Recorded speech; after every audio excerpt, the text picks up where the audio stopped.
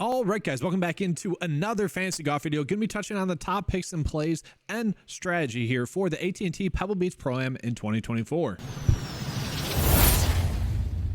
Now, we do have some changes to this event from what it was last year. This is going to be an elevated field event or signature event. So that means all the best players in the world are going to be here. I guess minus some of the live golfers, but whatever, on the PGA Tour, okay? The difference from this year compared to last, though, is that it is going to be a no-cut event. It's a limited field event. There's going to be only 80 players, which hopefully, as most of you know, that really drastically changes the strategy for PGA DFS and a little bit for outright betting as well. So that'll be something that we touch on strategy wise here. And then just kind of looking over the past champions, you can see that there is kind of a different plethora of past champions. Justin Rose, Tom Hoge, Daniel Berger. If you want to go to Gary Woodland at the US Open, that was such a fun year. The Nick Taylor, Gary Woodland back-to-back outrights. That was pretty fun at Pebble Beach, but they are still playing on two different courses this week. And I think that's important to note. So you got two courses. You got Pebble Beach Golf Links, which is the main course, but they're still going to be playing on Spyglass, which I find to be very strange. It's still a Pro-Am as well, which does create some variance as well, but I find it extremely strange that they're still playing on two courses. Now, time has been an issue here. The Pro-Am rounds can be extremely long. I get that, but a little bit strange in that regard. Looking at the weather that we currently have, this is something to note, okay? 24-mile-per-hour winds on Wednesday, but a heavy rain. Okay, that could really soften up the greens, maybe make it a little bit easier scoring than it typically is. But if this wind pushes into Thursday and Friday,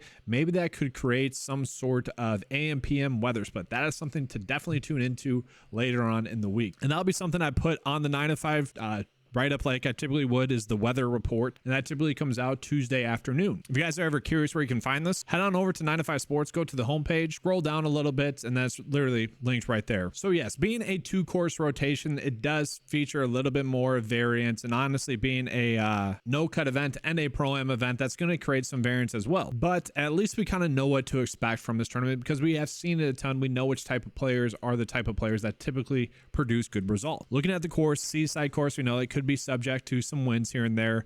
One water hazard, that's the ocean there, but they're in play on a decent amount of holes there. It is a shorter track. At the same time, does play very difficult. We've seen it. We know kind of what to expect from Pebble Beach at this point. And so one of the biggest issues that we have at the start of the season is that we will have a limited sample size when we're pulling in key stats. Now, I am using the 9 to 5 database to look at last 5, last 10, last 20 as well. That is also factoring in the stat fit. But right now, like Grayson Murray winning at events and winning the way he did, he is currently the best stat fit. I'm definitely putting that in quotations. We know he's not. Okay, but from there, like, we can kind of get a good sense. I always like to use the PGA Tour data as opposed to like the last 5, last 10 events and whatnot, basically because I have never seen a reason why not to. It's been very accurate and it's always been rewarding. And sometimes that other data can be pretty misleading because you don't know how far back it goes. But looking at key stats, guys, they're going to be birdie to bogey ratio, total driving, ball striking, par 5 scoring. Also looking at strokes gained tee to green as well. We kind of get a good sense of which players are going to be the best key stats, but really we can also look at which golfers are going to have the best course history. So the interesting thing about this event is a lot of the big name players, Xander per se, he hasn't played at this event over the last 4 years, which is a little bit strange being a Cali boy and whatnot, but this is typically an event in which players have wanted to pass up on it. It's not a fun event for them typically because, well, they're long rounds. Typically the wind sucks. It's just not a fun event for them, but with it being an elevated field event, they're all returning. Looking at the players that have the best course history over the last 4 years with at least 2 starts, Jason Day's popping up in there. Very good stuff. 24th, 7th, and 4th place finish. Max Homa, 7th and 14th. Really good stuff there from him. Patrick Cantlay didn't make a start here last year. 4th, 3rd, and 11th, though, so great stuff there with him. We got a very good value play coming up in Taylor Moore, and you guys know the strategy on no-cut events. Typically, it's studs and duds. He might be someone that we're looking at this week. 15th and 16th place finish. Jordan Spieth has tremendous course or event history, actually, guys. Event history, because got to factor in a little bit of Spyglass. He's played well here. Victor Hovland, 2 for 2 here. Justin Rose won last year. Nick Taylor, former winner. That was still a fun year. But yeah, that's a good example of like we know what to expect. Nick Taylor was an outright winner. Was one of my favorite plays that year that he won. He is a very cheap play. He has played well at this track. Probably someone we're looking at. Bo Hosler, 4 for 4 here. Last 2 starts, top 12 finishes. Brennan Todd, we're just getting a bunch of players that have a bunch of good course history. And then just as an FYI, guys, I don't really care about specialist data as it sits right now. You could look at Seaside producers, which I mean, I don't want to spend too much time on it, is what I should say. Like Xander, best specialist in the field. And for people that aren't familiar, that's pulling in all the unique characteristics for that week's tournament: location, style of course designer, type of scoring hard, weather, event type. Got to change this to no cut now. Actually, it's actually preset from the previous years. Got to change that now. But yeah, maybe, just maybe, we could look at length instead. Patrick Cantlay would pop up in there. Scotty, Rory, Denny McCarthy, Eric Cole kind of likes that. If you guys also want to toss in course style, you could do as well, and maybe a little bit of a different sample. Scotty, Xander, you know, those players that perform on Seaside style courses, or just looking at that Homa post. I mean, we're not getting really any shocks. Well, and then looking at Xander, okay, his recent form has been phenomenal, mostly because he's been on an insane made cut streak. Now, yes, you look at Xander, you look at Scotty, you look at Victor Hovland, they have all been on great made cut streaks, okay, like especially because a lot of those are no cut events, but still very good stuff there from them. But Benny Ann is kind of the first kind of outlier that stands out given his price. Even JT Poston as well. Like, those are two players that, given their price, we could be looking at. But that's the theme, is that a lot of plays that are in great form are going to be cheap. It's going to be very easy to make a good lineup. With that being said, let's jump into who are the best plays this week. So looking at the plays on the top end, I do find the fact that Rory and Scotty are priced that high very interesting, because the model is not saying that those two are the top two plays on the board. It's actually going to be Xander Schauffele, which shouldn't be shocking to anyone that knows how my model is working. It's taking the percent likelihood of a golfer to make the cut, and it's really putting an emphasis on that, measuring both safety and upside. And so kind of disregard like the pricing with them.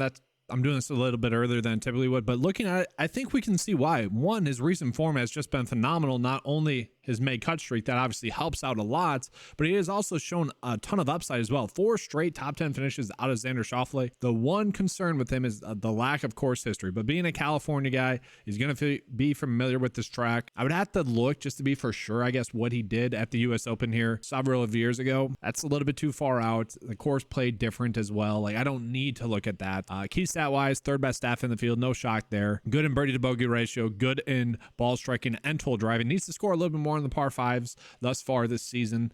But given the fact that's a short track, he should be able to produce. And so right away, that's our first kind of lineup decision choice that we need to make. It's like, do we want to pay up for Scotty and Rory, who, don't get me wrong, like, again, this is a week where, given the fact that it's a no cut event and there's even more players in there than typical, you could easily just do Scotty, Rory, no look, click. Ben Griffin's been someone that's been stellar. Let's see here. Andrew Putnam's been a player that I've liked rostering a decent amount. Let's see, lower down here, who could we end up on? And this is just rapid fire. Nick Hardy, 9 out of 10 starts made. Like, you could do it that simple. Oh, we have 1,200 left over. Let's pay up for someone. Like, you could easily do that, and like, probably gonna be fine, because as long as Rory and Scotty produce like their projected salaries are suggesting, they're gonna finish top 10 or so. And then the points difference between what they're going to score and what, let's just say, Siwoo Kim and Andrew Putnam going to score, that's going to be very minimal. And maybe Andrew Putnam outproduces him as well, like, just as an example. Now, looking at Scotty compared to Xander, I mean, it's exactly the same, guys. It's very close. And just as an FYI here as well, like the key stat data, this is still refreshing on my end. So Gurr is total driving this week. And then effective scoring is going to be ball, just as an FYI on this chart for anyone that might be confused. Again, I'm just doing this a little bit earlier than normal because while we had another day, I got to prep the data faster for you. But yeah, the discrepancy between these two is nothing. I mean, if you want to end up on Scotty, you can. Xander just has slightly better recent form, and that's a lot due to having a longer made cut streak going than Scotty. Both of them are going to be good plays. And then because we haven't seen Rory too much, some of the key stat data points that we're pulling in, we're not getting. And so, yes, again, I am on the back end of the data. I am looking at the last 5, 10, for stats like stroke gain total, stroke gain tee to green. They just don't have as much of an emphasis this week as the true key stats for the tournament, the separating stats. Rory has been playing extremely well. These are fine little details, and I think it's just the data likes the other plays a little bit more, simply because we have seen those other golfers thus far this season. It's given them the slight edge over someone like Rory. Is he the wrong play? Probably not. I mean, he should be able to play well on this track. But to me, guys, looking at the pricing, like, I almost, and I don't want to say this, but I almost feel like it's a mistake to go with Rory and or Scotty, which sounds weird to say, but given the price, and we got Hovland, Xander, and Cantlay that you could easily fit into your builds. And to me, that's going to be the correct decision. And so we look at Patrick Cantlay as a play. Yes, he has those ties to California, born there, went to school there, doesn't reside there anymore. Oh, well, you know, he's familiar there. Looking at his course history, 4th, 3rd, and 11th. So tremendous results here. 4 straight top 12 finishes. Love to see that there from him. Key stat wise, a little bit of a struggle thus far this season, and maybe his recent form kind of indicates that as well. Did not have the best start last week. Still made the cut. You know, it is a tougher track. That's kind of a higher variance event. That's part of the reason as to why I didn't love last week as well, lineup path wise and everything. He should be a good play. And given the fact that he's priced so cheap, I do think he's going to be a play that we can end up on this week. That being said, I would much rather go Xander and Hovland as kind of lineup option. Okay, Victor Hovland has arguably been the best golfer on the planet over the past calendar year. Recent form wise, 3rd best recent form. Again, a little bit of that is probably just due to the made cut streak, Xander being better, and I think Scotty's being better as well. Course history wise, 2 straight made cuts, 13th and 38th. 4 years ago was the 38th. We know he's a completely different golfer right now than he was 4 years ago. Recent form wise, good enough. Like, given his pricing, it just, to me, it seems so much more easy to fit in other good plays with Victor and with Xander. And so who are some of those other plays that we could fit in there? And then, yeah, looking at it a little bit lower, like you could easily go with Jordan Spieth, who we know has tremendous track record. Now, I personally think I'd just rather go with someone like Max Homa, who does have good course history as well, but has been playing better as well. Last week in his title defense, you know, didn't exactly go how he would have wanted it to, but at the same time, still a good result. You know, he has one kind of bad start mixed in over his past 9 starts. That was the 30th place finish. Other than that, been extremely good. So I would love to take the price discount on him, and like really Xander, Hovland, Homa, like we could easily place builds like that. And we're getting arguably 3 of the top 5 golfers, you know, right now, which is pretty crazy. And then from there, for me, guys, like I'm perfectly fine just scrolling a decent amount. Like Ludwig is someone that is definitely, is someone that's popping up as a very good play. We have seen the tremendous results that he has had. Top 10 finish last week. He is someone I could certainly end up on. I don't know if I want to go out of my way to roster him, but given the nature of this week where we might be starting our builds out actually reverse order, where we're trying to target the values, he'd be someone that I'd be definitely happy to end up on. I don't know if we need to exactly get there.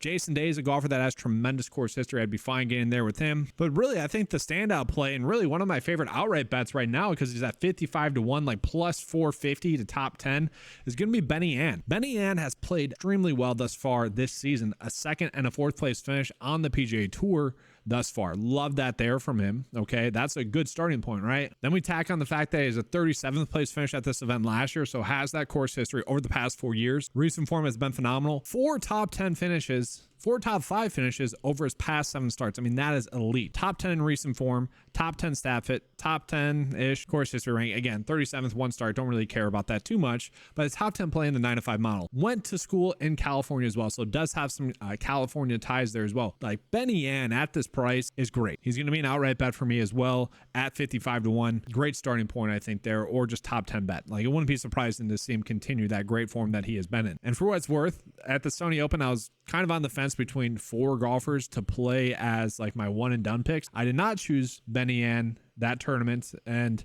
I kind of wrote him off somewhat early because I am going to want to use him on a later week. So I don't think that's going to be this week, but I'm hoping that he does have some long-term form that we can count on for this season. And then from there, like another play that I'm more than happy to end up on is going to be Beau Hossler. Beau Hossler has some very good course history here. 11th, 3rd, 47th, 38th. Love that there from him over the past 4 years. Has simply gotten better almost each and every week or year as well. Coming in off of a 10th place finish. I mean, just tremendous form out of him. His odds opened up at 50 to 1. I think they're down to 45 to 1 to win as well. This will be something that updates, guys, probably later on in the day as well. Again, recording this a little bit earlier than normal. Recent form, great. Top 12 in the field. Could be a little bit better stat fit. I wouldn't say that there's anything like egregious there. I think honestly what's happening there is you look at his long-term data, that data that we're pulling in there. And again, that's more in the back end here. I want this day to be curated for you guys. I want you to just be able to come in, see who the top plays are, and just go with that. You don't have to spend time building some fluff-related custom model and whatnot. I don't want you guys to do that. But just as an FYI, that is why I believe his stat fit is a little bit not as good. Still a top 12 play in the 9-to-5 model. I think he makes for a great value bet. And if you are going maybe more of a fair and balanced approach, Beau Hossler and also Benny Ann are great plays. But they do need to finish like top 15 or better for the studs and duds strategy, for that to outweigh the studs and duds strategy. And they could, don't get me wrong, but that is kind of the risk we run this week. And then from there, you're going to see like Russell Henley. It makes sense. He's very much a hit or miss type player. Shorter track this week. He should be a good play. Keegan Bradley, wouldn't be surprising if he is a good play as well. I think Denny McCarthy is going to be a familiar option for a lot of DFS builds this week, maybe even some outright cards. You look at his form, tremendous as well. 4 top 10 finishes over his past 9 starts, 24th and 43rd place finishes over his last 2 starts. Tremendous results at this course. 2 for 3 over the last 4 years with the 4th and 12th place finish in those made cuts. Very good stuff there from him. This is kind of one of those tracks where he could get hot and make the cut and really just dominates. But given the pricing, and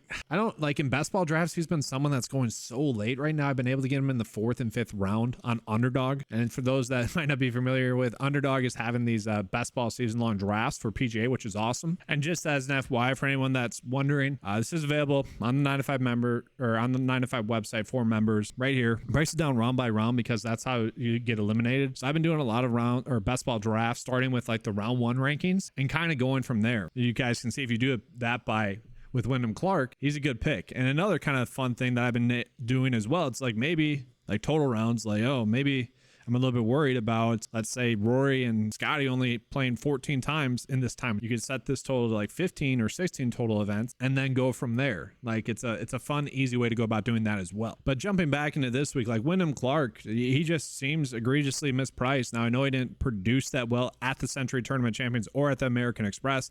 He is kind of in a little bit of a lull right now, a little bit of a downward trend. At the same time, though, this is a good track that would fit his game. Good total driver, good ball striker historically, good putter as well. At this price tag, he is certainly someone that could reward top 10 upside for you. Then I do think it's worth calling out some other names like Stefan Jaeger. You know, I would have been on full tilt had he made the cut had he won last week, because he is someone that I've had on the betting card occasionally, but he has been someone that you're just playing in PGA DFS because he is a super safe play every single week where his price is not priced up enough. He's never as high owned as he should be. He was the 2nd best leverage play last week, ownership leverage play last week. Which is shocking because he was kind of high owned in cash, but in GPPs he wasn't.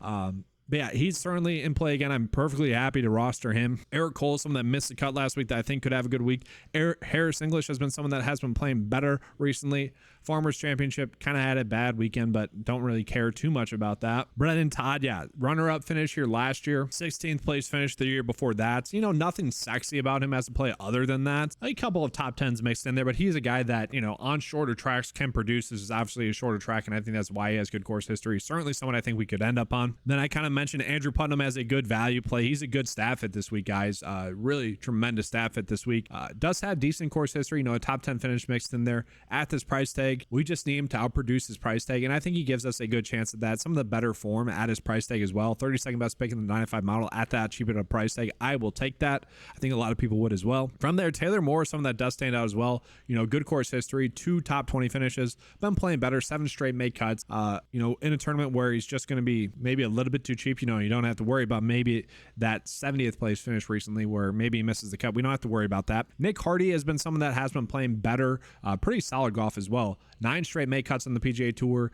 Made cut, miscut here. I'm kind of fine with that. I think he's a solid option. And then heck, for what it's worth, like Sam Ryder, Peter Malnati, and even Seamus Power, they feel like they shouldn't be that cheap as well. So I do kind of want to just show you guys my potential lineup process for this week, which is probably going to be Victor Hovland, Xander. I think that's a good starting point. Max Homa feels pretty good as well. Obviously, like look at the average salary remaining. We're probably going to have to do studs and duds, but I kind of want to just try to fit in Benny and Bo Hosler and see where we would have to make an adjustment. So 4.8, obviously we're not going to make this build work. I'm fine getting off of Max Homa. But if you want to get off of Hovland or Homa instead, you could easily do that. I'm fine with it. We know Homa has a great track record at California-based courses. He's a guy that can put the ball where he wants to. So if you wanted to fade him for that, you could. Same thing with Xander. You know, it doesn't really matter to me which one you decide to play or not to play. I didn't mention Ben Griffin. The difference in my week being a good week and cashing for 7 straight weeks, 4 for 4 in 2024, was Ben Griffin's double bogey on 18. That was painful. And I do wonder if he thought the cut line was going to be 1 stroke lower than it was, because it was kind of like, I wonder if he like went for the green when he shouldn't have, and that got him into trouble. We didn't have shot tracker, so tough to say for sure, but I'm very interested in that. But at the same time, man, prior to that, and that was on the longer track. No, I don't know if it was. Anyway, still -1, you know, still not terrible, still right there. Don't have to worry about a miscut, and we see the upside there with him at his price tag. I really actually think he's a solid play. You know, Nick Hardy as well, like 9 out of 10 make cuts. Starts have been pretty solid there. I'm fine with him. Taylor Moore, I mentioned. Really, there's just, you can make a case for a lot of these plays, but for this example, I'll go with him. Ben Griffin, I feel comfortable playing him. 7.6 left over. Denny McCarthy, I'd be fine with. Wyndham Clark, I'd be fine with. Yeager, I'd be fine with. And I guess for this example, I'll go with Yeager, but like that's it, guys. You can make some very good builds. That's going to be it for this video. Make sure to give a like and subscribe to this channel. Trying to grow up pretty fast. Got 1,000 views on last week's video. Appreciate that. Let's get to 500 subscribers though. I appreciate it, guys. If you guys want to access any of the tools available at 9to5sports.com for $10 a month. Thanks for watching. And as always, let's keep cashing.